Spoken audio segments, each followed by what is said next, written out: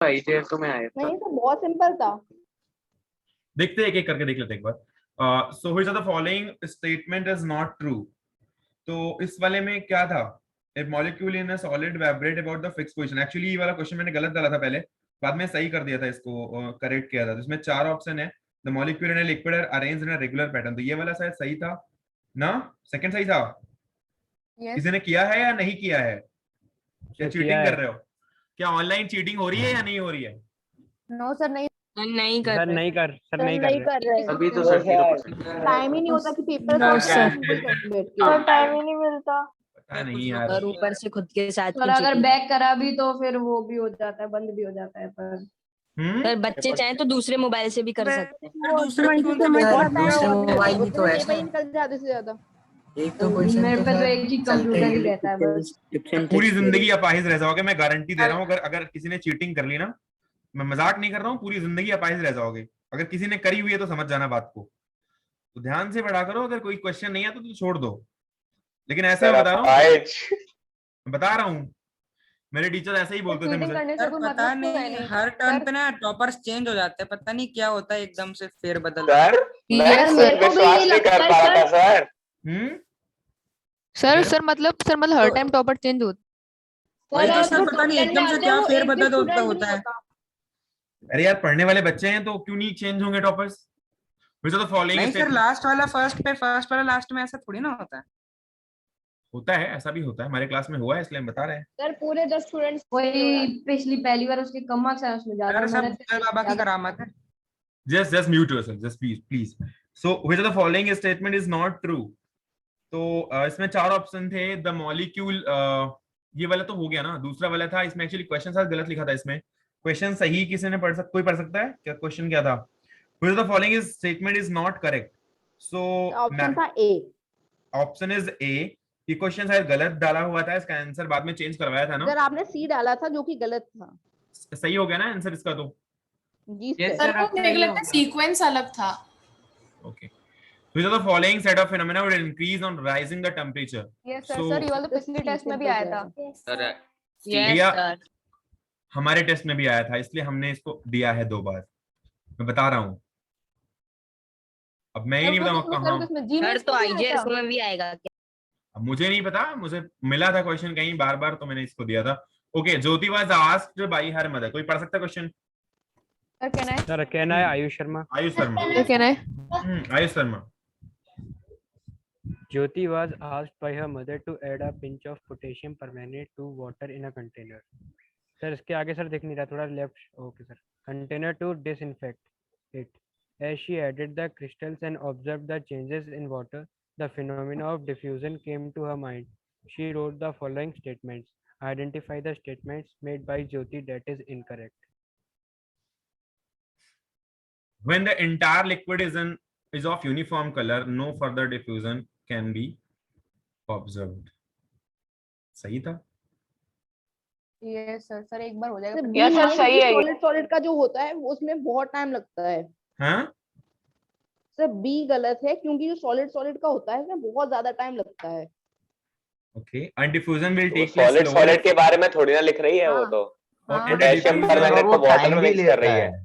जैसे हम परमैंगनेट डालेंगे तो वो टाइम लेगा डिसॉल्व होने में, डिफ्यूज सर वो हाल के हाल थोड़ा हो जाएगा सर, ये तो जादू सर ये मेरा गलत हो गया था सर। किसका? सर मेरा गलत हो गया था सर, यही गलत था सर मेरा। सर गर्वित का भी। सर यही गलत। मैंने तो किया ही नहीं था। क्यों किया ही नहीं था? सर समझ में नहीं आ रहा था सर, -1। सर सारे के सारे सेम ही लग रहे थे, लेकिन सर सबसे पहले वाला ही सही लग रहा था।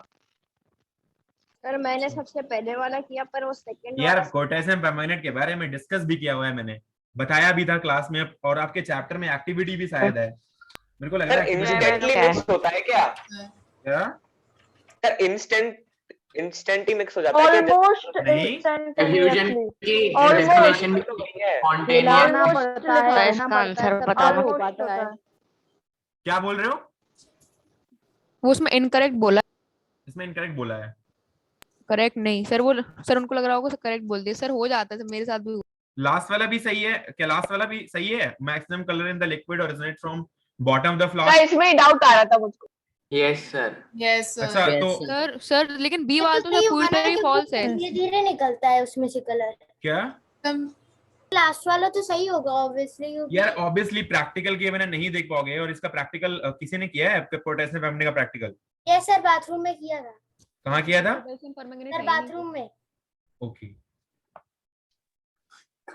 फिर इसका सेकंड वाला पता था कि ये तो बिल्कुल ही फॉल्स है, इसलिए फिर वाला लगा दिया था। ये सर वो तो पूरी तरह फॉल्स था ना बी वाला तो, मतलब ऑन उसमें कुछ भी कन्वर्टिंग लिखा नहीं 318 329 3 ये तो सबने किया। ऐसा कोई पहला वाला सही तो बहुत सर, इजी का क्वेश्चन तो हो गया। लिया सर बाकी इजी लगा मुझे। सर माइनस करना था 273। सर हम्म फोर्थ वाले का आंसर बी कैसे हो सकता है? किसका? क्यों? इनकरेक्ट पूछा था ना सर क्योंकि सर क्योंकि फोर्थ वाले में लिखा है the diffusion gets completed almost instantaneously, और ये गलत है। मतलब तुरंत डिफ्यूज हो जाए। Diffusion is a process that takes time, और डिफ्यूजन पूरा बहुत बड़ा चैप्टर है, कोई एक लाइन का चैप्टर नहीं है, बहुत ज्यादा चीजें हैं डिफ्यूजन के अंदर। मैंने लेकिन परमैंगनेट के बारे में बताया था, इसलिए इस क्वेश्चन को डाल दिया था कि कल को बोले कोई तो ये ना बोलो कि नहीं पढ़ाया गया है ये वो। एक बार देख लेना सर अगर वो लोग बोलते टेम्परेचर इंक्रीज हो रहा तो हो सकता था सर ये। सर आप 12 का एक बार बता देंगे सर आंसर? 12 कौन सा? वेट करो यार, चल रहे हैं उधर ही। तो 6 क्वेश्चन, इसमें कोई दिक्कत तो नहीं रही? Material exist at liquid at room temperature, have their कोई दिक्कत कोई इसमें? दिक्कत नहीं थी। नहीं सर। डेंसिटी सब कम होती है सर, ये पता था। क्या सर आइस की डेंसिटी मैंने ए मार्क कर दिया। क्लास डी पता था सर। आपको पता होना चाहिए, क्लास 6 में भी यही क्वेश्चन डाला था और 99% बच्चों ने सही किया। Air gap between it. तो डी होगा ना सर बाकी तो पढ़े ही नहीं सर, डी वाला पढ़ के सॉलिड स्टेट में था। क्या सर वो सॉलिड स्टेट में था और उसके इंटरमॉलिक्यूलर स्पेस कम थे और बॉन्ड्स भी स्ट्रॉन्गर थे, तो ऑब्वियसली डी होना चाहिए। मतलब सर उसमें से सर इसमें तो वो फ्लोट कर दिया आइस। अगर इंटरमॉलिक्यूलर स्पेस और सॉलिड स्टेट को देख के चलोगे ना तो D option will be incorrect. वही तो सर, ये तो गलत हो जाएगा। 4 डिग्री सेल्सियस के बाद सर उसमें वॉल्यूम ज्यादा होती है सर आइस में। डेंसिटी के ये सर पास आइस का वॉल्यूम ज्यादा। Density of ice is less than water. Less than water. इसकी आइस की जो डेंसिटी होती है वाटर की तभी डेंसिटी से सर कम आइस होती है। फ्लो भी करती है और मैं water पर। सही बता रहा हूँ, मैं आपको रिजल्ट दिखा सकता हूँ, मेरे पास है उसका। क्लास 6 में 99% बच्चों ने ये क्वेश्चन सही किया और सेम क्वेश्चन दिया था मैंने। बस केवल एक ही चीज देखना था यार, डेंसिटी ऑफ आइस, मैंने क्लास में बताया भी हुआ है। ये सर आपने बताया था। ये चीज तो सर ट्राई भी किया है सर, रोज कर रहे हैं। हाइड्रोजन बॉन्डिंग वाला भी क्लास में। लेकिन सर इसमें आपको तो 4 डिग्री वाटर कांसेप्ट ने बताया है आपने। यार हाइड्रोजन बॉन्डिंग किसी को आती है ना? बताई थी ना क्लास में, मैंने नहीं बताई थी? सर बताइए। हाइड्रोजन H के बॉन्डिंग साथ भी दो। होती है मॉलिक्यूलर, और उसमें डाइपोल अट्रैक्शन वगैरह शायद नहीं बताया, लेकिन उसमें अट्रैक्शन बहुत ज्यादा होता है अगर वो वाटर फॉर्म में होता है। लेकिन जो सॉलिड स्टेट फॉर्म में होता है ना, उसके पार्टिकल जब एक जगह स्थित हो जाते हैं, मतलब वो मूव कर ही नहीं सकते, तो उसमें अट्रैक्शन बढ़ ही नहीं पाता है। इसलिए इसका जो पार्टिकल होता है वो दूर दूर रह जाता है आइस का, लेकिन जो वाटर का पार्टिकल होता है वो पास पास होता है। तो वाटर की जो डेंसिटी होती है वो आइस की डेंसिटी से ज्यादा होती है। इंटरमॉलिक्यूलर फोर्स ऑफ अट्रैक्शन बहुत ज्यादा होता है वाटर में इन रिस्पेक्ट ऑफ आइस। किसी बच्चे ने बस स्टार्ट में उठा के बोल दिया सॉलिड स्टेट के लिए कि आइस है तो सॉलिड स्टेट है, सॉलिड स्टेट है तो पास पास मॉलिक्यूल्स हैं और मॉलिक्यूल्स पास है। यार कभी आपने सॉलिड, कभी आप आइस को देखो तो बीच बीच में होल्स भी होते हैं, अब देखना सही से उसको। हेलो, पार्टिकल भी बड़े होते हैं, होल्स भी होते हैं आइस में। इतना अच्छा मॉलिक्यूलर अट्रैक्शन होता है ना, इतना अच्छा मॉलिक्यूलर अट्रैक्शन होता है ना, तो 27 डिग्री सेंटीग्रेड पे वो लिक्विड ही बन जाता। समझ रहे हो? Sir can you please cut off your video? क्या सर आप वीडियो तो ऑफ कर सकते हैं, साथ दैट नहीं है ज्यादा। क्या ऑफ कर सकते हैं? अरे तो किसी और पे पिन कर। सर कोई कहता है ऑन कर दो, कोई कहता है ऑफ कर लो। सर ऑन ही रहेंगे। सर आप ऑन ही नेटवर्क कम है तो थैंक यू सो मच। अरे किसी और पे पिन करके शेयर। अरे जल्दी करो यार। Next question, which of the following indicate the relative randomness? Which of the following indicate the sir relative randomness का मतलब क्या होता है? फ्री होना, फ्री हो जाना, कहीं पर भी घूमना, खुला होना। हाँ, इधर उधर भागना, जबरदस्ती भागना। गैस की सबसे ज्यादा होती है, फिर लिक्विड की होती है, फिर सॉलिड की होती है। Air is homogeneous homogeneous mixture of gases. Ninth question कोई समझाएगा? Yes sir. Sir 9th question में मुझे थोड़ा सा डाउट है। बोलो। मैंने इसका 4th लगाया था। बिल्कुल सेम टू सेम डीपीपी में था। सर जो मतलब ए और बी है सर, ए और बी सर कंपाउंड भी तो हो सकते हैं सर, क्योंकि जो मतलब सर इनको अपन केमिकली ब्रोक नहीं कर सकते सर, लेकिन एलिमेंट को तो अपन सर किसी भी तरह के से ब्रेक नहीं कर सकते ना। बेटा कंपाउंड को केमिकली ब्रोक कर सकते हैं। यहाँ पे लिखा है वो प्रोडक्ट। अरे कैसे कंपाउंड है यार? इसमें लिखा है A and B cannot be broken down into similar. बेटा प्लीज म्यूट यार प्लीज यार। Two chemical species X and Y दी हुई है और combine together to form a product P which contains both A and B। चलो ठीक है, यहाँ पर थोड़ा प्रिंटिंग मिस्टेक थी। A and B रहा होगा ना इसकी जगह पे? यस सर, सर वो तो इमेजिन कर सकते हैं। कुछ है ही नहीं ऐसा यहाँ पे। थोड़ा सा प्रिंटिंग मिस्टेक थी। A और B था तो आ गया था समझ में, कोई बात नहीं। A और B मिलकर P बना रहे थे। A and B cannot be broken down into simpler substance by any chemical reaction। समझ रहे हो? मतलब किसी केमिकल रिएक्शन से वो सीधे तोड़े नहीं जा सकते, जबकि वाटर एंड ऑल को या फिर NH3 वगैरह को आप केमिकल रिएक्शन से तोड़ सकते हो। H2SO4 है, केमिकल रिएक्शन से तोड़ सकते हो। CO2 है, केमिकल रिएक्शन से तोड़ सकते हो। CO है, तोड़ सकते हो। इन सभी को केमिकल रिएक्शन के द्वारा तोड़ा जा सकता है क्योंकि ये कंपाउंड्स हैं और ये कंपाउंड्स भी हैं, जबकि इनको आप नहीं तोड़ सकते हो। लेकिन यहाँ पे तो सिंपल केमिकल रिएक्शन लिखा है। भाई तो सिंपल लिखा है सर वहाँ पे। अरे तो सिंपल केमिकल रिएक्शन और केमिकल रिएक्शन में क्या डिफरेंस लगा यार तुमको? सर तो कॉम्प्लेक्स केमिकल रिएक्शन और सिंपल केमिकल रिएक्शन दोनों सेम है। अरे यार केमिकल रिएक्शन भी लिखा होता तो कोई दिक्कत नहीं थी। अब सिंपल और कॉम्प्लेक्स की बात नहीं है यहाँ पे। सिंपल रिएक्शन मतलब सर तो ए और बी एलिमेंट्स होंगे ना? ऑब्वियसली सर, लेकिन इसका सर एलिमेंट्स से ब्रोकन डाउन नहीं हो सकते। सर सी कैसे करेक्ट? यानी इसका आंसर डी है ना सर? डी इसका answer D. First third answer नहीं, डी है, डी है सर। ये सारी वर्कशीट में गलत लिखे हुए हैं। क्या सर जो वर्कशीट आपने शो करी है इसमें गलत लिखे हुए हैं। अरे इसमें गलत लिखा हुआ है लेकिन इसका आंसर डी है। आप देख लेना अपने उसमें सीट में। हाँ मतलब सर डी आंसर सही है सर, डी वर्कशीट में गलत लिखा है। तो एक बार देख लेना आप। डी इसलिए है, सुनो यार सुनो एक minute. P is a compound, ये A और B मिलते हैं और D बनाते, मान लो P बनाते हैं, ठीक है? तो हो सकता है A और B कंपाउंड भी, क्योंकि अगर ये NH3 होता और ये HCl होता तो यहाँ पर मिक्स करके ये NH4Cl बना सकता था। कोई दिक्कत नहीं है, ये भी कंपाउंड हो सकता है A, B और C।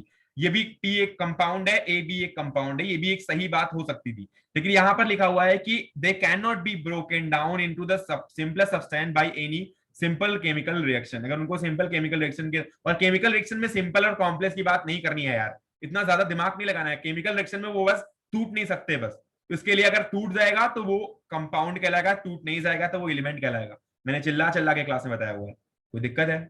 नो सर कोई दिक्कत नहीं थी। तो last option is right answer भैया। इसके लिए हमने याद करने के लिए बताया था, आइडेंटिफाई मेटालॉइड। अगर ये नहीं कर पाया कोई तो मतलब समझ लो कि मत पढ़ना यार। अब नहीं कर पाया सिंपल था सर। कोई ऐसा बच्चा है जिसने पता कर लिया?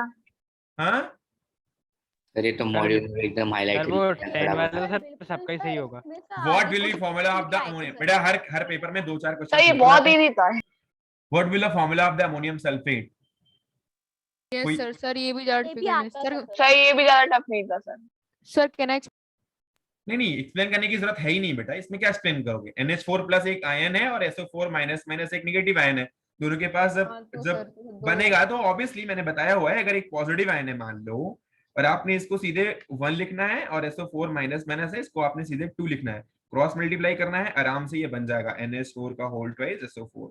किसी को दिक्कत है तो मैं बता सकता हूँ उसके बारे में। नो सर कोई दिक्कत नहीं। आइसो इलेक्ट्रॉनिक क्या 12th में डाउट है? आइसो इलेक्ट्रॉनिक मतलब समान इलेक्ट्रॉन का होना, आइसो प्रोटॉनिक मतलब समान प्रोटॉन का होना, और आइसो न्यूट्रॉनिक मतलब समान न्यूट्रॉन का होना, मतलब सेम नंबर ऑफ न्यूट्रॉन्स का होना। अब बताओ क्या डाउट है? सर फिर तो कोई डाउट नहीं, नहीं Na प्लस प्लस प्लस लिखे हैं मतलब बेटा प्लस प्लस ही होता है Mg के ऊपर। आप देख लेना, नहीं देख पाना तो मैं बता देता हूँ। Na प्लस होता है जनरली Mg के ऊपर Mg प्लस प्लस ही होता है, लेकिन Mg प्लस भी आए तो गलत नहीं है। तो फिर भी अगर Mg प्लस भी अगर लिख दिया होता तो क्वेश्चन गलत नहीं होता। और ठीक है हमने एक ही प्लस चार्ज लगाया, भी क्वेश्चन पूछा था। अब चलो एक बार दिखा देता हूँ यहाँ पे। इसका कॉन्फ़िगरेशन 281 होता है जब Na+ में जाएगा, क्योंकि Na अकेले का 281 होता है। जब Na+ में जाएगा तो इनका कॉन्फ़िगरेशन Na+ हो जाएगा और ये 28 बन जाएगा, क्योंकि एक इलेक्ट्रॉन आउटवर्ड सेल से बाहर चले गए हैं। ये होता है ना, किसी को सेल की दिक्कत है? नो सर नहीं होता। बेटा आईजेएस वगैरह की जो प्रिपरेशन कर रहे हैं, मैं बता रहा हूँ एटॉमिक स्ट्रक्चर उतना आईजेएस की बुकलेट में नहीं जितना मैंने आपको बता दिया है, पर अगर नहीं आता तो फिर समझ लेना कि दिक्कत है कुछ। एटॉमिक स्ट्रक्चर में जो मैंने आइसो इलेक्ट्रॉनिक वगैरह बताया है ना क्वेश्चन, ये सब इलेक्ट्रॉन कितने हैं, प्रोटॉन कितने, न्यूट्रॉन कितने, उनका सेल्स कितनी है, उनकी किसमें एनर्जी ज्यादा है, सब कुछ बता दिया है यार। वही आपके आईजेएस की बुकलेट में भी है। अगर अब भी नहीं आता तो फिर मैं कुछ नहीं कर सकता यार। स्टार्ट से बताता रहा हूँ, पता नहीं क्या क्या बता दिया बीच में मैंने। प्योर और सबसे मतलब हमने मैटर का चैप्टर पढ़ाया और उसमें एटॉमिक स्ट्रक्चर भी बता दिया है, पीरियोडिक टेबल भी बता दिया है, उसके बाद भी दिक्कत है तो भैया हम नहीं कर सकते कुछ।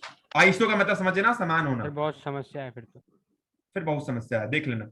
Mg++ है, Mg++ का मतलब 282 है। इसका कॉन्फ़िगरेशन मतलब Mg का 282 होता है। जब कॉन्फ़िगरेशन को Mg++ में कन्वर्ट करते हैं तो ये कॉन्फ़िगरेशन इसका 28 बन जाता है, क्योंकि आउटर मोस्ट सेल से बेटा सेल्स वेल सब ड्रॉ करके बार बार बताया है, हजारों बार बताया है सेल्स ड्रॉ करके।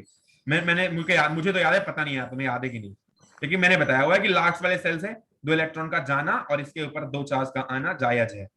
बताया है कि नहीं? सर इसके लिए तो आपने अलग से एक बार 12th वाला बता दो। बहुत सही।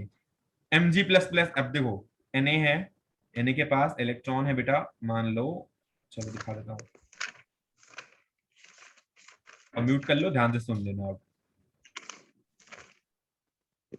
और बेटा एक बात और बता दूं, थियरी पे क्वेश्चन डिपेंड नहीं करते हैं। अगर आपको सही में कॉम्पिटिटिव एग्जाम की तैयारी करनी है तो थियरी वेरी छोड़ो और क्वेश्चन करना आना चाहिए।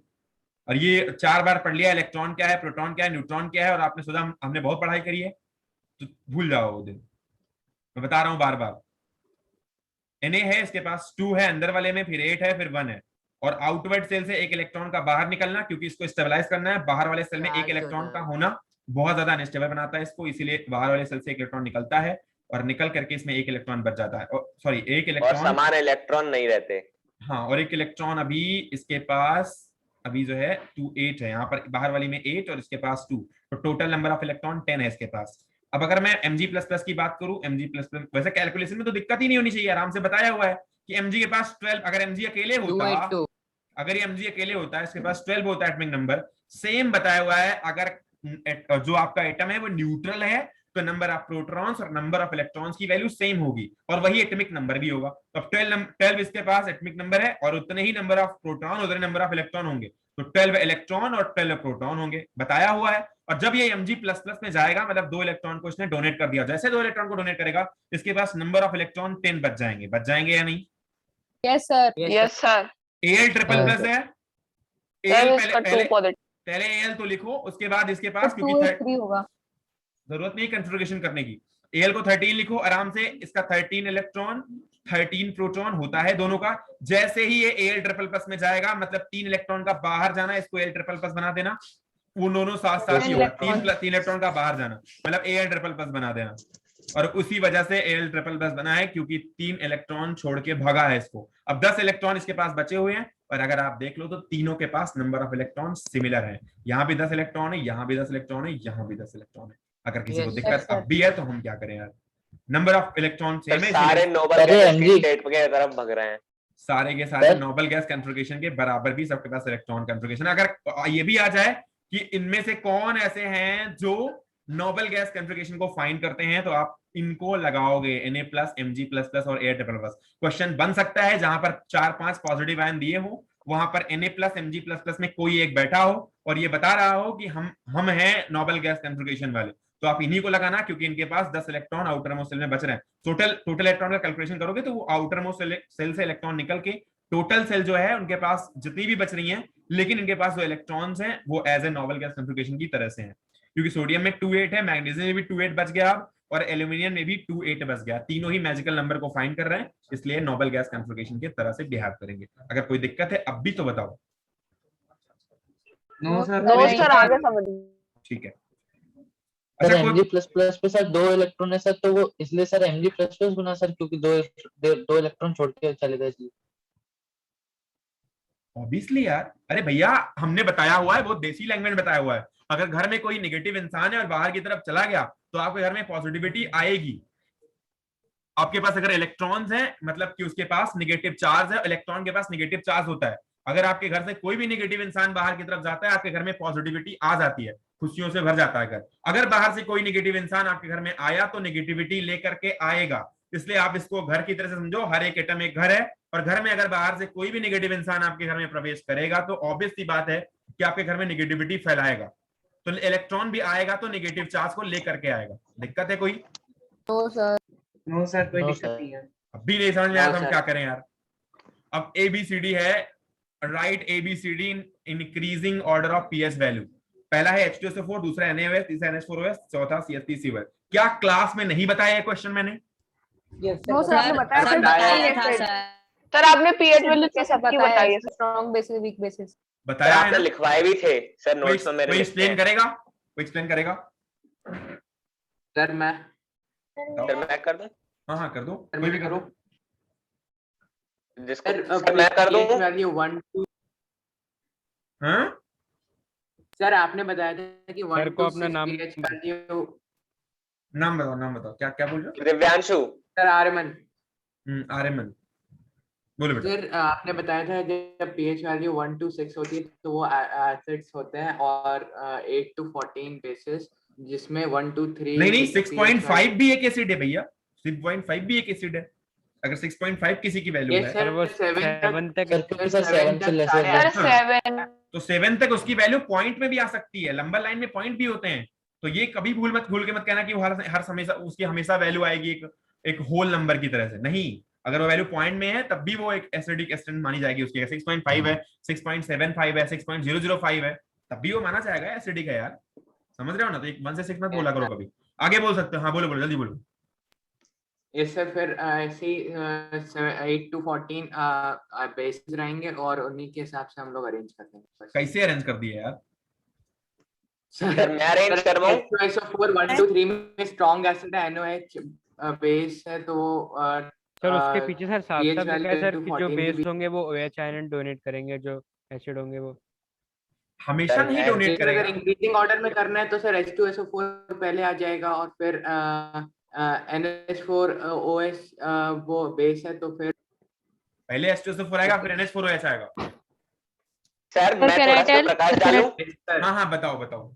सर इस पे ये प्रकाश डाला जाएगा कि सर जितना अच्छा एसिड होगा उतना कम उसका पीएच वैल्यू होगा, जितना अच्छा बेस होगा उतना ज्यादा उसकी पीएच वैल्यू होगी। सर यहाँ से हमें एक चीज पता चल रही है कि H2SO4 एक स्ट्रॉन्ग एसिड है, तो सबसे पहले उसकी पोजीशनिंग कर देंगे कि A सबसे छोटा है। फिर उसके बाद दूसरा एसिड जो है हमारे पास वो है एस्कॉर्बिक एसिड, ये जो CH3COOH है, तो हमने वो रख दिया। तो उसकी हाँ एसिटिक एसिड, वो कंफ्यूज हो गया था मैं। और फिर सर NaOH सबसे ज्यादा, मतलब इन चारों में सबसे ज्यादा पीएच वैल्यू NaOH की है, सोडियम हाइड्रोक्साइड की। तो सर ये लास्ट में आ गया सर, पैटर्न बन गया पूरा। तो दिक्कत नहीं है ना किसी को? सर कितना अच्छा समझाया। No sir. Good, excellent, sir इसने बहुत अच्छा समझाया। बिल्कुल। Sir Divyanshu is the genius. Okay so which are the तब भी फॉलोइंग, तो रैंक नहीं आ रही। Which are the following will be rank having doesn't highest? Matter matter करती है सर। FE फिजिक्स और मैथ में कटती है रैंक। यार देखो, सोडियम और पोटेशियम होते हैं सॉफ्ट, पहले ही बताया है। अच्छा केमिस्ट्री में तो रैंक नहीं कटती किसी की? सर मेरी तो नहीं कटती, किसी का पता नहीं। सर केमिस्ट्री अच्छी लगती है सर, स्कोरिंग सर लगती है। हमेशा सर मेरा बैठना ही रहता है सर मैथ्स काट ले जाता सर केमिस्ट्री और बायो सर बढ़िया। सर केमिस्ट्री से बढ़ती है, बायो घूमने चला जाता है। सर मैथ उड़ा ले गया सर मेरे को तो। अच्छा एक बात और बताओ, संडे को एक्स्ट्रा क्लास रख लें इसकी रेडॉन की? कोई रख लीजिए sir. Yes sir. Sir atomic structure पर सर एटॉमिक स्ट्रक्चर टेस्ट में दिमाग चला जाता है घूमने। क्या एटॉमिक स्ट्रक्चर क्या बोल रहे हो? उसका तो लेक्चर देख लो, अच्छा डला है काफी। हाँ देख लो, अगर नहीं आ रहा। वर्ल्ड का एटॉमिक नंबर कितना है? यार ये 75 नंबर किसके आए हैं यार? सर मेरे अभी फारिया, अरिजी सर मेरे अभी फारिया। ओके सर पारिया के 75 का है। सर मेरा तो हमेशा बैड लग रहता है केमिस्ट्री में, सर मेरे आते हुए सर गलत हो जाते हैं क्वेश्चन। अब यार सर मैंने इस बार का दिया नहीं था। हम यार नहीं कर सकते कुछ यार, हम क्या करें यार, कैसे करें यार? हम बताओ हम कैसे? दिमाग घूमने चला जाता है टेस्ट के वक्त। हम कैसे पढ़ा रहे हैं यार, अब जबरदस्ती अब घर जाके हम सॉल्व तो पेपर नहीं करवाएंगे यार, एटलीस्ट अब नंबर नहीं आते यार, देखो 2-4 क्वेश्चन तो गड़बड़ होंगे यार, और मैं ऐसा कोई क्वेश्चन नहीं डाला है इसमें जो पढ़ाया नहीं हुआ है, तो ये भी कोई कंप्लेन नहीं करता। अब आइसो इलेक्ट्रॉनिक यार इतना मत बोलो यार कि आइसो का मतलब भी नहीं पता है, इतनी दिन से पढ़ा रहा हूँ। उसके बाद अब आइसो इतना तो कम से कम समझ में आ ही जाता होगा यार कि आइसो इलेक्ट्रॉनिक, प्रोटॉनिक और न्यूट्रॉनिक भी समझा होता तो एक बार तो दिमाग लगाया ही होता। बेटा ऐसे ही क्वेश्चन मिलता है आईजीएस वगैरह की जो प्रिपेयर कर रहे हैं, मैं तो पहले ही बता रहा हूँ भैया ऐसे ही क्वेश्चन मिलेंगे और एकाएक से कुछ नया आ जाएगा। तो अगर पढ़ रहे हो तो अगर जितने क्वेश्चन करोगे उतना ही ज्यादा समझोगे, और ये समझ के सोच रहे हो कि एक दिन हम कर लेंगे इसको, या फिर वो जो हमारे पेपर में पढ़ाया गया था वो तो नहीं आया। कल एक किसी के पेरेंट्स आए थे, बोल रहे थे कि सर वो तो पेपर में आता नहीं जो पढ़ाते हो, जो क्वेश्चन करवाते हो क्लास में। भैया वो क्वेश्चन नहीं आता, 3+2 2+3 बता दिया तो 7+5 तो लगाओगे ना खुद से, तो इतना तो करना ही पड़ेगा ना सर। उस तरह का आता है, वो शेप थोड़ी आती है। मेरा सिर्फ एक क्वेश्चन गलत हो गया था। Great great. अगला क्वेश्चन है, ये वाला कर ही लिया होगा यार, सोडियम और पोटेशियम सॉफ्ट होता है, बताया हुआ है मैंने। Yes sir. हाइड्रोजन एक गैस है तो बात ही नहीं करनी। सर आयरन भारी होता है इसलिए हाइड्रोजन एक गैस है तो इसके बारे में बात ही नहीं करनी है। उसके बाद आयरन बचा, iron is a solid state, so iron के पास डेंसिटी अच्छी आएगी क्योंकि ये मेटल भी है और मेटल के पास डेंसिटी अच्छी होती है, सब बताया हुआ है। Give incorrect statement about the mixture, they are impure, they contain more ये देन तो आपने वन बताया। सब्सटेंस, दे अंडरगो नंबर कितने हैं? इजी था सर ये तो मैं टर्मिनेट कर करके कर लिया था सर। गुड। हाँ बेटा बोलो। सर मुझे सर इलेक्ट्रॉनिक कॉन्फ़िगरेशन समझना था सर, वो नहीं आते। बेटा कॉन्फ़िगरेशन का लेक्चर मैं भेज दूंगा क्लास 7th में, 6th में, 8th में, सबको बताया है, मैं क्या करूं यार, हमको भी तो बताया है। आपको बताया है, एक बार मैं भेज दूंगा, ठीक है। बाकी मार्क्स मैं बता रहा हूं, रुको जरा रुको एक बार रुको। अरिजीत पहाड़िया के 75 मार्क्स हैं, उसके बाद 70 मार्क्स हैं और इसके पार्थ शिवारे के, ठीक है। बाकी कोई मार्क्स नहीं है 70 के ऊपर, तो केमिस्ट्री अच्छी नहीं है, मैं पहले बता रहा हूँ। 65 तक किसके हैं? अरे हाँ सर, मतलब गलत है तो केमिस्ट्री अच्छी नहीं है सर, मेरे 68 आए थे सर, ऐसा मत बोलो। तो अब मैं क्या करूँ यार, नहीं है अच्छी तो देख लेना। मेरे 68 आए थे ना। 68 कैसे आएंगे, तो 69 आएंगे या तो फिर 64 आएंगे। नहीं सर, मार्क्स भी तो कटते हैं -1 के। सर मैंने एक अटेम्प्ट नहीं किया था और एक गलत हो गया था। ऐसे बोलूं, एक अटेम्प्ट नहीं किया तो 75 मार्क्स कैसे हो गया, 68 कैसे हो गया? अरे सर एक अटेम्प्ट नहीं किया तो मतलब 3 ही कटे, और एक अटेम्प्ट कर लिया वो गलत हो गया तो वो 4 कट गए, तो 7 नंबर कट गए, 68 बच गए। सर 69 और एक अटेम्प्ट नहीं किया तो 68। सर केमिस्ट्री 5 मार्क्स की थी, फिर 3-4 मार्क्स की नहीं थी। यस सर 5 मार्क्स की थी सर। कोई बात नहीं। और फिर एक बार फिर ज्यादा मार्क्स भी आए थे, फिर पहले 240 का था, फिर एक बार 270 का आया था पूरे पेपर। जतिन अग्रवाल के भी आए, पता नहीं कैसे आए हैं, और इनके पता नहीं हमसे यार बात क्यों नहीं करता कोई यार, जो जिसके मार्क्स आ रहे हैं वो बोलता ही नहीं क्लास में। अब मैं कैसे जानूं किसके मार्क्स? मैं खुद सर आधे बच्चे बोलते ही नहीं इस क्लास। यस सर मैं वही सर वो माइक म्यूट करके बोलते हैं। सर जिनके मार्क्स आ रहे हैं उनको तो ज्यादा आता है, वो क्यों पूछेंगे? हाँ वही तो साइलेंट लर्नर सबको जानते हो आप जिसके मार्क्स आए हैं? उनको हद से ज्यादा आता है सर। बस 2-3 बच्चों को मतलब अभी देखो रिजल्ट, मतलब सर ये लोग अल्ट्रा प्रो मैक्स प्लस होते हैं। जिनके मार्क्स आए बच्चे बोल नहीं रहे हैं, जिनके मार्क्स आए नहीं आए हैं।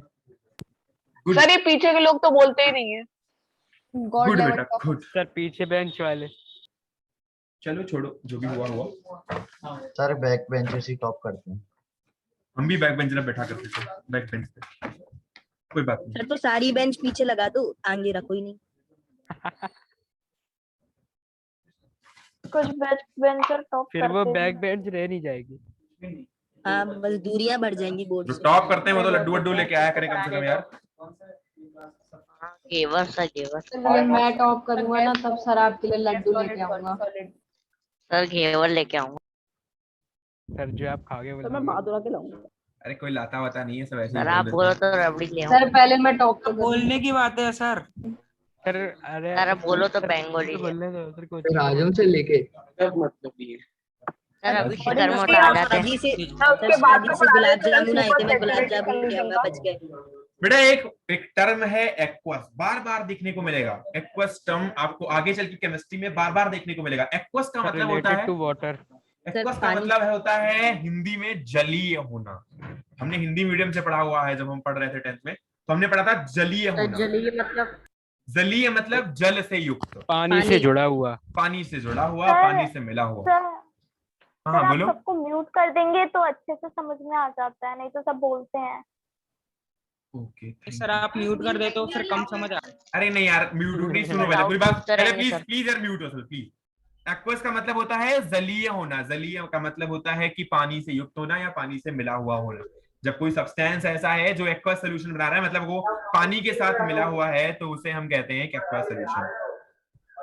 हेलो, बहुत सारे सब्सटेंस आपस में मिक्सचर बना रहे हैं और इसमें वाटर भी मिक्स्ड है, तो उसको बोलते हैं हम एक एक्वस सॉल्यूशन। जैसे NaCl है, H2O is itself water.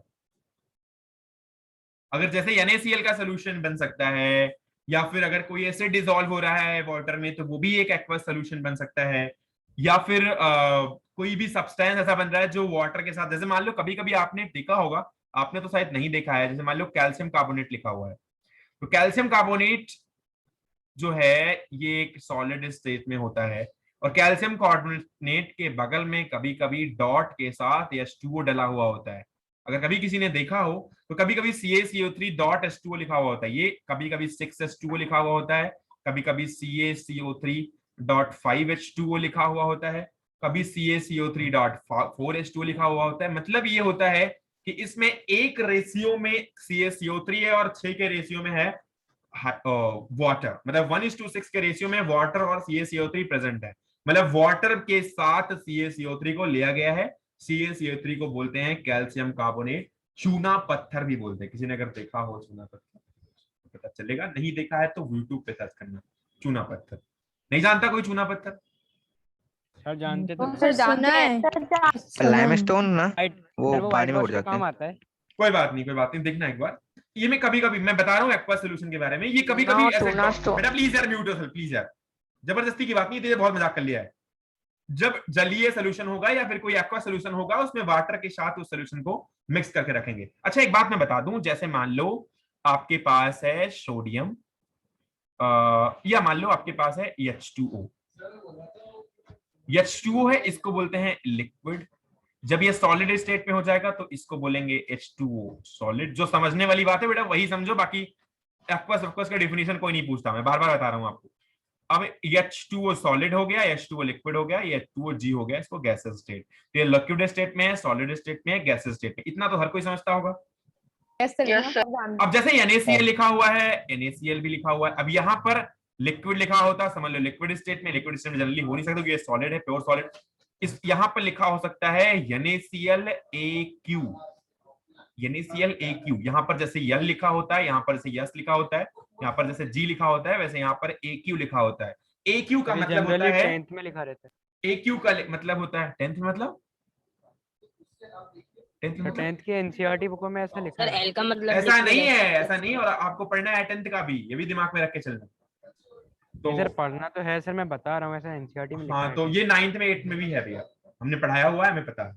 Sodium chloride है, एक्वस लिखा हुआ है, इसका मतलब होता है कि सोडियम क्लोराइड यानी कि सॉल्ट का जो सोल्यूशन है वो वाटर के साथ है, यानी सॉल्ट को वाटर के साथ लिया गया है, और ये है एक एक्वस सॉल्यूशन।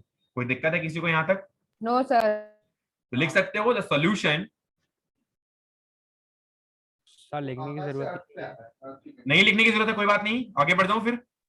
यस सर फालतू 2 मिनट से सीधा सीधा पता चल रहा है पानी। ओके, अब हम बात करते हैं नॉन एक्वस सॉल्यूशन की। नॉन एक्वस जो भी है, नॉन, इसको बस नॉन AQ लिखा होता है कभी कभी, और जनरली ये नॉन AQ नहीं लिखा होता। बस आपको समझना है जहां पर AQ नहीं लिखा है वो नॉन एक्वस है, वो नॉन AQ करके लिखा नहीं होता। लेकिन कभी कभी बताया हो जाता है कि हाँ ये एक्वस सॉल्यूशन नहीं है, या इसने लिक्विड के साथ सॉल्यूशन जो बनाया है वो कोई दूसरा लिक्विड है, वाटर नहीं है। तो जब कोई वाटर के अलावा कोई दूसरा लिक्विड होगा, यानी कोई भी दूसरा लिक्विड मिल सकता है, तो उस सॉल्यूशन को बोलते हैं नॉन एक्वस सॉल्यूशन। कोई दिक्कत? No sir. हाँ नो सर। सर बोलो। सर वो लिक्विड होगा पर उसके साथ वाटर नहीं होगा। बेटा हर लिक्विड वाटर नहीं होता। Liquid is a state, that is not a particular thing like water, it's a state. जैसे सॉलिड भी एक स्टेट है। अब हर आयरन सॉलिड नहीं होता, या हर पार्टिकल मेटल है तो वो हर आयरन को आप सॉलिड नहीं बोलोगे। अब उसको मेल्टिंग स्टेट में मान लो डाल दिया तो वो मेल्ट हो गया ना, तो फिर तो वो लिक्विड स्टेट में है। तो लिक्विड इज ए स्टेट, समझ रहे हो? Solid is a state, gas is a state, कोई पार्टिकुलर चीज नहीं है। तो लिक्विड का मतलब हमेशा वाटर नहीं होता। ये कंफ्यूजन बहुत बार रही है, जहां एल लिखा है मतलब उसको मान लिया कि वाटर से युक्त है वो, या वाटर है वहां पर, ऐसा मतलब नहीं होता उसका। अगर ये Cl है यहाँ पर अगर यल लिखा हुआ है, इसका मतलब कि HCl मतलब इस पार्टिकुलर सोल्यूशन में हाइड्रोजन और क्लोरीन है, मतलब हाइड्रोजन क्लोरीन का मिक्सअप है, एक हाइड्रोक्लोरिक एसिड है और वो लिक्विड फॉर्म में है। HCl का जो फॉर्म है वो गैसियस में भी हो सकता है, लिक्विड में भी हो सकता है और सॉलिड में भी हो सकता है। तो यहाँ पर अगर HCl लिखा है तो मतलब इसका हुआ कि HCl जो हाइड्रोक्लोरिक एसिड है वो एक लिक्विड फॉर्म में है, मतलब स्वयं HCl एक लिक्विड फॉर्म में है। HCl गैस लिखा हुआ है तो खुद HCl एक गैसेस फॉर्म में है। HCl सॉलिड है तो खुद HCl एक सॉलिड फॉर्म में है। अगर HCl एक्वस लिखा हुआ होता क्या, ऑब्वियसली वो एक तरीके का नॉन एक्वस, अगर एक्वस नहीं है तो नॉन एक्वस है। अगर कोई भी चीज एक्वस नहीं है तो वो नॉन एक्वस है। अगर उसके साथ एक्वस लगा हुआ है मतलब अगर वो वाटर से मिक्स्ड है, वाटर के साथ प्रॉपर्ली मिक्स्ड है, तब उसको हम बोलते हैं एक्वस सॉल्यूशन। तो अगर HCl के बगल में एक्वस लिखा हुआ है तो इसका मतलब हुआ कि HCl के साथ वाटर भी वहां पर प्रेजेंट है, राइट? कोई दिक्कत? No sir. No sir. बहुत सारे ऑर्गेनिक सॉल्वेंट्स भी होते हैं, जैसे आवाज नहीं आ रही है। इसको आवाज नहीं आ रही है सर? आ रही है आ रही है। हाँ सर आ गई। गुड। सर HCl फिर नॉन एक्वस होगा कि क्या होगा सर? आवाज चली गई थी। बेटा यार रिकॉर्डिंग में देखना यार, इतना नहीं कर सकते ना यार। CS2 जैसे carbon disulphide, progress. Carbon disulphide इसको बोलते हैं carbon disulphide.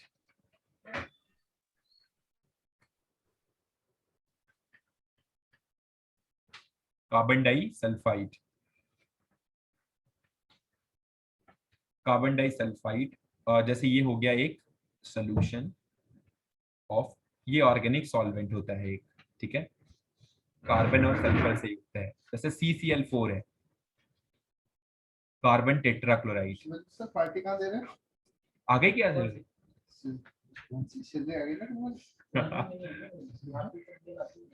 Carbon tetrachloride CCl4।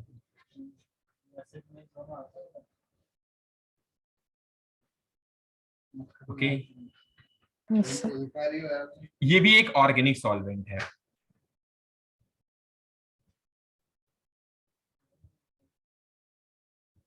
अच्छा, क्या आपको पोलर और नॉन पोलर के बारे में पता है? No sir. सर सुना तो है सर पीटरसन की बुक में सर पढ़ा था शायद। ऑयल नॉन पोलर होता है ऐसा कुछ? कोई बताएगा?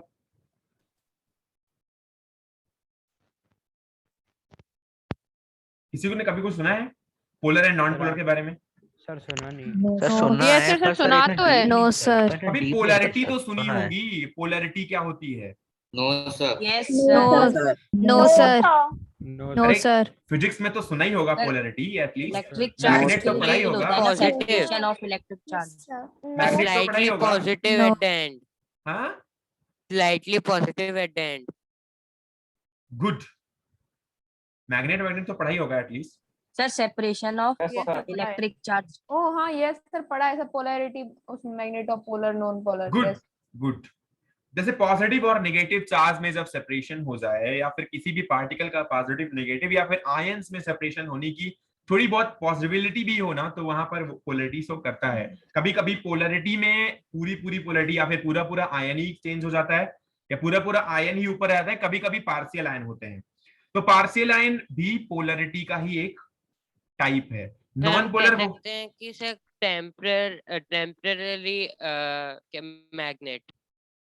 Know that is the physics topic, I am not teaching about that, उसको छोड़ो, सर जी बताएंगे। केमिस्ट्री में बात करो तो जहां पर पोलैरिटी आएगी उसका मतलब होगा या तो पार्शियल आयन में डिसॉल्व या पार्शियल आयन में सेपरेटेड है, या फिर पूरे आयन में वो सेपरेटेड है। अब जैसे मान लो कि H2O है, कभी इलेक्ट्रोनेगेटिविटी बताने की कोशिश की थी कि नहीं मैंने?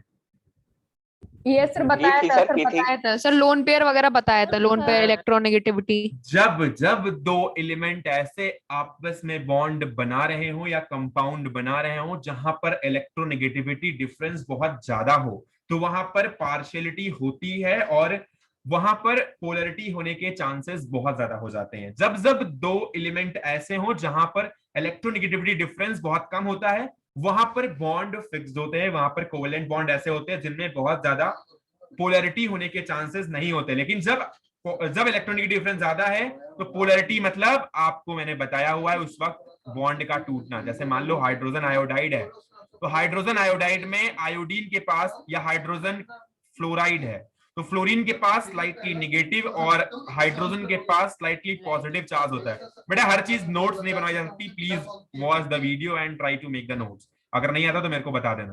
तो थोड़ी थोड़ी चीजें बीच में ऐसी भी चलती हैं जिनके नोट्स या लिखाना या प्रॉपर तरीके से हर चीज की हेडिंग डलवाना जरूरी नहीं है, तो बच्चा अपनी तरफ से भी लिख सकता है। कोई दिक्कत है? सहमत है ना सभी? है ना सभी? हाँ सर हम आपके साथ हैं।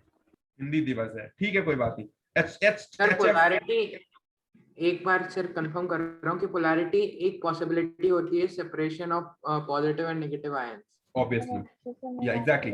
जब पॉजिटिव और नेगेटिव आयन की एक पॉसिबिलिटी हो सेपरेशन की, और वो सेपरेशन केवल तब होता है जब बीच का जो इलेक्ट्रॉन है, पहले एक बार ध्यान से समझना, हाइड्रोजन आयोडाइन या हाइड्रोजन फ्लोराइड है, इसके बीच में दो इलेक्ट्रॉन होते हैं जो इसके कोवेलेंट बॉन्ड को फॉर्म करता है। होता है या नहीं?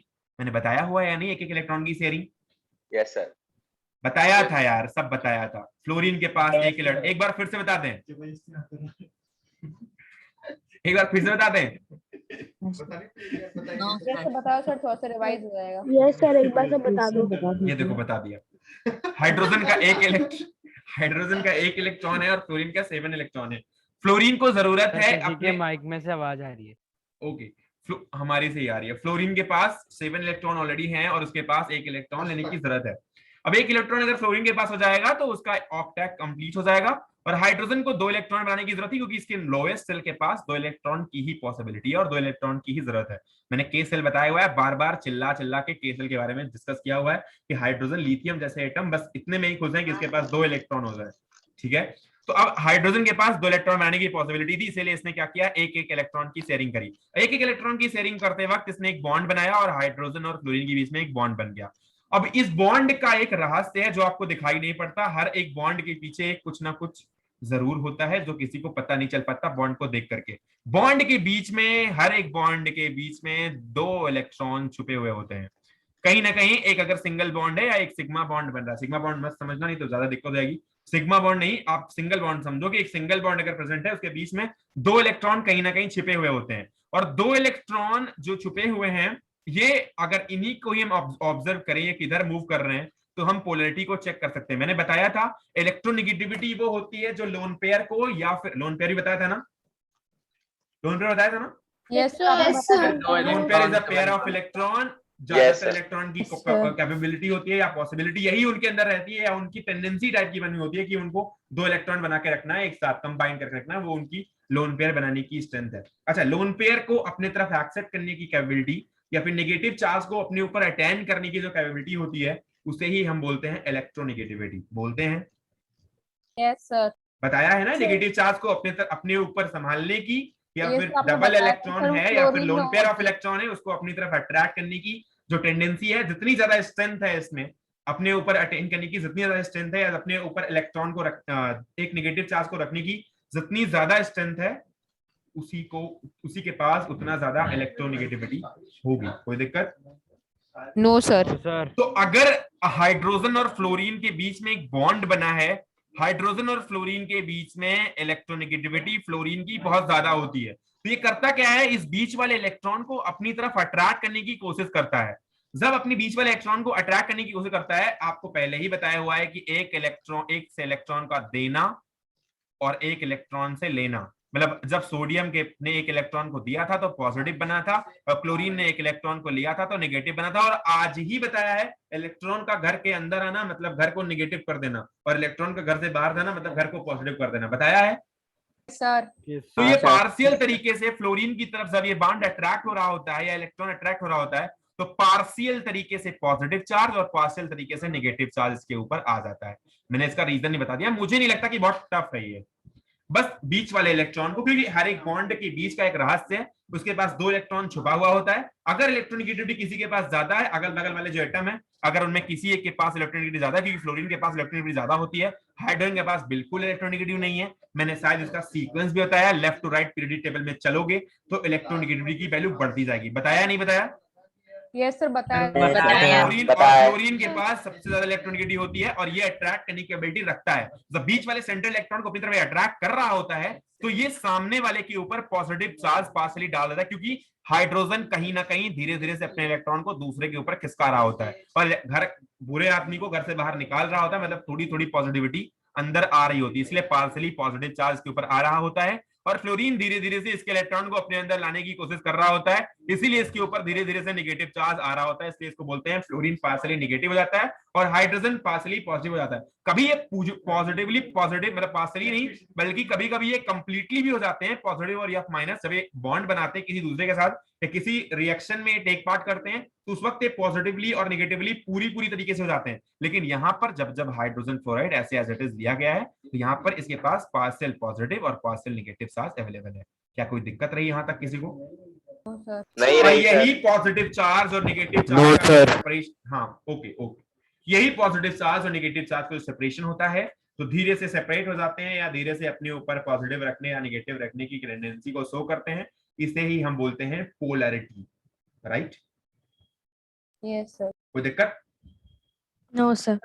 अब हाइड्रोजन, अब ये वाटर, लास्ट सेंटेंस जो आपने बोला एक बार और रिपीट करिए। इसी पॉजिटिव या नेगेटिव चार्ज के पार्शियल होने की या पॉजिटिव चार्ज या नेगेटिव चार्ज के पार्शियल या पूरी तरीके से होने की जो टेंडेंसी होती है, इसी को ही हम बोलते हैं एक तरीके की पोलैरिटी। पोलैरिटी यही है जो टेंडेंसी होती है पॉजिटिव या नेगेटिव चार्ज में सेपरेट होना या फिर आयंस में सेपरेट होना, राइट? यस। और इलेक्ट्रोनेगेटिविटी में ज्यादा डिफरेंस होना।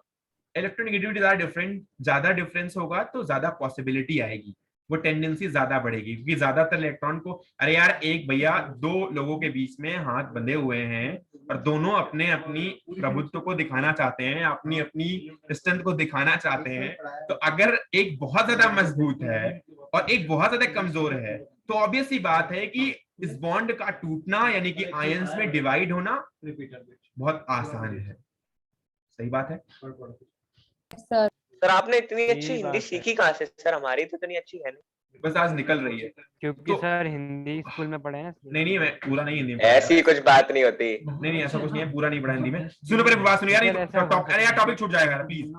हाइड्रोजन फ्लोराइड है, अब इसके पास यही चीज है कि जो हाइड्रोजन है और फ्लोराइड है, अगर फ्लोराइड या फ्लोरीन जो है अगर ये ज्यादा स्ट्रेंथ वाला होगा, ये बहुत कम स्ट्रेंथ वाला होगा, तो इसके पास इस इलेक्ट्रॉन का ट्रांसफर होना या इस इलेक्ट्रॉन का ये इसके ऊपर थोड़ा सा जाना बहुत ही आसान हो जाएगा। जितना आसान हो जाएगा उतना ज्यादा पॉजिटिव और नेगेटिव चार्ज का क्रिएट होना आसान हो जाएगा, राइट?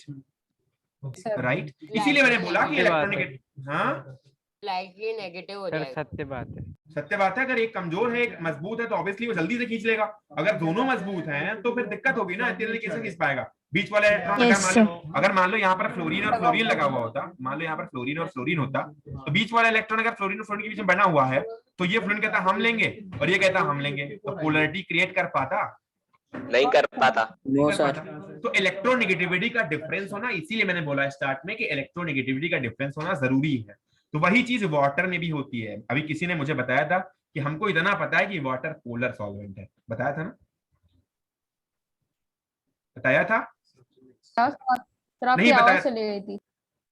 अरे यार मुझे नेटवर्क चला सर वापस आवाज चली गई। सर 1 सेकंड के लिए गई थी बस। उसी में तो मैंने सब बता दिया था, यही तो दिक्कत सर मुझे तो सब, मेरे को तो सर सब सुनाई दिया था। आपने यही बोला ना, किसी बच्चे ने बोला था कि एक हाइड्रोजन का बॉन्डिंग, जो हाइड्रोजन ऑक्सीजन की बॉन्डिंग होती है वो पोलैरिटी होती है। हाँ किसी ने बोला था कि वाटर सॉल्वेंट, बोला था कि वाटर एक पोलर सॉल्वेंट, ऐसा बोला था ना? वाटर एक पोलर सॉल्वेंट ऐसा बोला था ना? मुझे याद नहीं है सर। नहीं बोला था तो कोई बात नहीं, फिर मैंने बोला था। अगर वाटर है मतलब हाइड्रोजन ऑक्सीजन के बीच में बेटा बॉन्ड है और यहाँ पर हाइड्रोजन ऑक्सीजन के बीच एक बॉन्ड है, दूसरा बॉन्ड हाइड्रोजन ऑक्सीजन में ये है। अब दोनों बॉन्ड है अगर, इसका मतलब ऑक्सीजन के पास इलेक्ट्रोनेगेटिविटी काफी ज्यादा होती ही है। बताया हुआ है, नहीं पता है तो एक बार पीछे सिलेबस देखना। पीछे का लेक्चर देखना, नहीं पता चल पाया तो फिर से बताना, फिर से इलेक्ट्रॉनिक डिस्कस कर दूंगा। संडे को एक्स्ट्रा क्लास भी हो जाएगी, लेकिन समझ लेना सही से। अब इलेक्ट्रॉनिक उसे तो बस 2 इलेक्ट्रॉन चाहिए कैसे भी करके अपनी स्टेट, मतलब अपने आप को नोबल स्टेट में सर संडे को आप कुछ नया मत पढ़ाना, मतलब जिसको डाउट है वो पूछ लेंगे। किसी को डाउट है क्या यार? मतलब इलेक्ट्रोनेगेटिव में किसी के डाउट है क्या यार? नहीं सर, कोई doubt no sir. No sir. आधे बच्चे तो बोल ही नहीं रहे हैं, टॉप अलग से कर जा रहे हैं, बोलते ही नहीं। No sir. ये तो हो गया है, भौमिक है ना ये, भौमिक। आ गए सर, आ गए। Good evening sir. Please mute यार प्लीज। हाइड्रोजन ऑक्सीजन के बीच में बॉन्ड है, और बेटा बता रहा हूं कैपेबिलिटी ऑफ टेकिंग या अट्रैक्टिंग इलेक्ट्रॉन टुवर्ड्स इट, और मैंने पीरियडिक टेबल में कहो तो दिखा भी दूं यार फिर से एक बार। लेकिन जो पीरियडिक टेबल है उसमें लेफ्ट टू राइट जाने पे इलेक्ट्रॉनिक बढ़ती है और नीचे से ऊपर जाने बढ़ती है, इसीलिए जो राइट सबसे लास्ट वाला जो पीरियड है उसमें हैलोजन फैमिली है, और उसके बाद जब भी नोबल गैस की बात चलने लग जाए आप समझ जाना कि कुछ ना कुछ दिक्कत जरूर हो जाएगी उधर। तो नोबल गैस पे कभी बात मत किया करो, वो हमारे बस की बात नहीं है, वो अलग चीज होती है, बिल्कुल से अलग चीज है। उस पे जगह जगह एक्सेप्शन करता है, प्लीज मत बात नहीं पढ़ाओगे, कर दे 1 घंटे और की क्लास। चलो पढ़ाते रहते हैं जब तक चलेगी। बैठो यार। सर आज तो वैसे ही बैंड बज चुकी सर, 12 घंटे की क्लासेस चल गई मेरी तो। Yes sir same. पोलैरिटी समझ में आई? नॉन पोलर पोलर समझ में आया? मेरी खुद सर। यस सर आ गया। Aqueous solution is a aqueous solvent, यानी कि जो वाटर होता है वो एक पोलर सॉल्वेंट होता है। जनरली एक वाटर एक हमेशा समझ लेना कि एक पोलर सॉल्वेंट है। इसके बाद हाइड्रोजन और ऑक्सीजन के बीच में बॉन्ड है, और रटना कुछ नहीं है।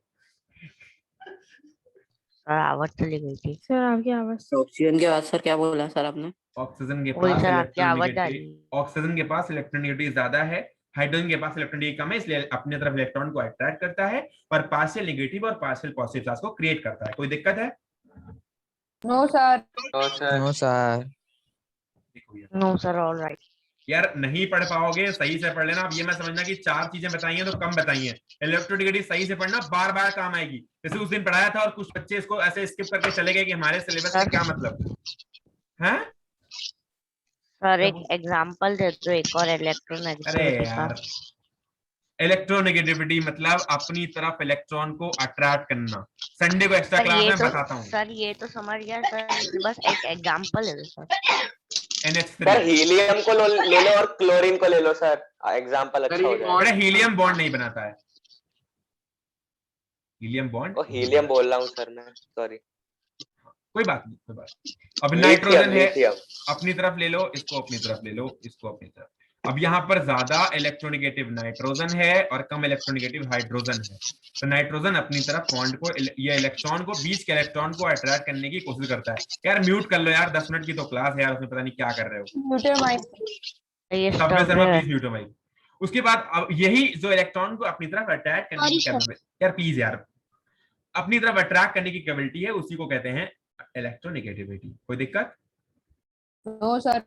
सर आगे सर एक क्वेश्चन है सर, वो थोड़ा बाहर का है सर। वो लिथियम में इतने चार्ज क्यों होते हैं सर, वो पूछना।